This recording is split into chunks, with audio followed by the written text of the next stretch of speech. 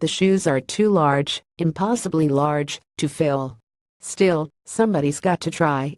Somebody will need to turn into David Ortiz when the Red Sox face off against the Astros in the AL Division Series.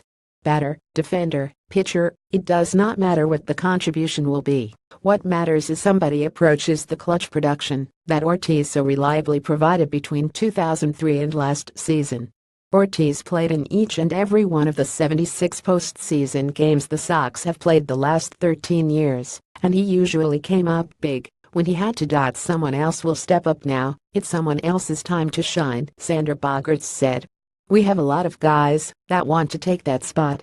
We just have to try not to put ourselves into too much of a pressure situation. Don't try to be the hero. Who will be the Red Sox next Senor October? Here are the 5 leading candidates. 1. David Price. Against this Astros offense, run prevention is as critical as run production, and Price by far exerts the most intrigue and potential of any arm on what will probably be an 11-pitcher staff. You will hear Price's name mentioned in the same breath as Andrew Miller's circa 16 about 5 times a day from here on out, and the comparison is flattering. Cleveland manager Terry Francona turned to Miller twice for 2 innings at a time in games 1 and 3 against the Red Sox last year, and Miller allowed no runs and only 2 hits, while striking out 7 and walking 2. He never appeared after the 7th inning, a blueprint for high leverage and high-frequency usage that manager John Farrell can use with Price this time around. That Price was able to not only go back-to-back Friday and Saturday last week, but also dominate each time should inspire confidence in Farrell and filter down through the entire team. In a tight game, whether or not the Red Sox are trailing or leading, Farrell will not be shy about giving any starter a quick hook and then turning to Price. Everybody is familiar with Price's track record of futility as a postseason starter, but he succeeded mightily in 2008 when he came into games out of the bullpen as a rookie for Tampa Bay. He has a track record in this role, and he's an Ollinger secret weapon whose potential to defuse this Houston lineup exceeds anybody else's on the Red Sox. Point 2.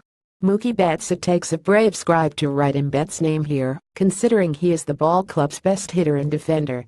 But Betts makes it even easier because he enters the postseason on a roll at the plate. Over his last dozen games, Betts began to look as comfortable and confident in the batter's box as he has all season. Over that stretch, he hit 3 home runs, 4 doubles and collected 14 RBI, while posting a .313, .377, .625 line with a 1.002 ops.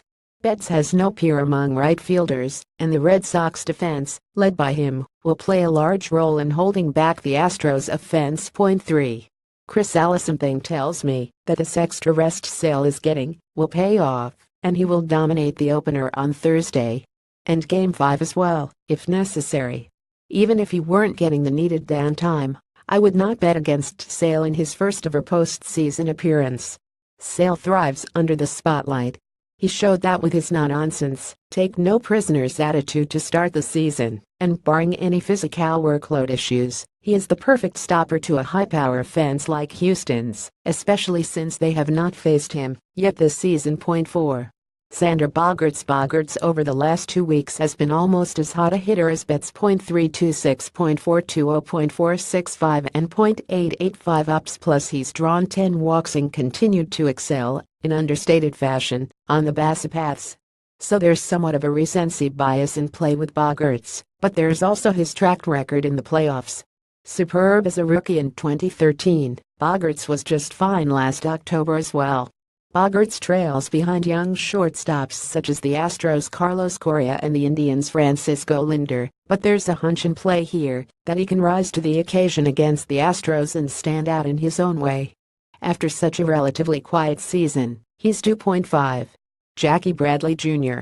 In large part because I was so spectacularly wrong with my All-Star break prediction that Bradley would have an caliber second half. He did not, with a .579 ops, and was incapable of much at the plate in the final month. .172 average. I'll double down on him taking advantage of being skipped over as easy prey by Astros pitchers, and that he'll get hot at exactly the right time.